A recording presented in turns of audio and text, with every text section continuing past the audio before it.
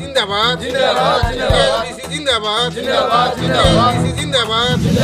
আজই ধুবড়ী জেলার আগমনী ব্লকের সাগলিয়া অঞ্চলের রত্নেশ্বর অধিকারীর খোলামত কামতাপুর স্টেট ডিমান্ড কাউন্সিলের এখান সাধারণ সভা অনুষ্ঠিত হয়। উক্ত সভাতে ভীষণ কুমার সরকারক গড়েয়া, কমল রায়ক মারেয়া হিসাবে নিয়া কামতাপুর স্টেট ডিমান্ড কাউন্সিলের পূর্ণাঙ্গ 11 জনিয়া সাগলিয়া অঞ্চল কাউন্সিল খান গঠন করা হয় আরও সংগঠনের কামকাজ চালে নিগিবার বাদে সম্পূর্ণরূপে দায়িত্ব অর্পণ করা হয়।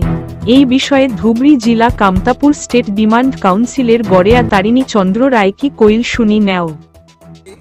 সাগলিয়া দ্বিতীয় খণ্ডত মানি রত্নেশ্বর অধিকারী খোলামত কামতাপুর স্টেট ডিমান্ড কাউন্সিল আগমনী ব্লকের এখন সভা বসে। এই সভাতে সাগলিয়া অঞ্চল কমিটি এখন গঠন করা হয়।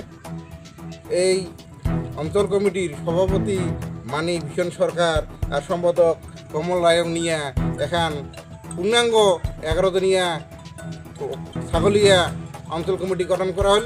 আর এই সভাতে আজির এই সভাত অঞ্চল কমিটিখানের দায়িত্ব অর্পণ করা হল। আর ভবিষ্যতে ইন্ডিয়া এই সভাতে অনুরোধ করা হল যাতে খুব তাড়াতাড়ি সাগলিয়া অঞ্চলের যেগুলো বুথ কমিটি আছে এগুলা গঠন করার জন্য।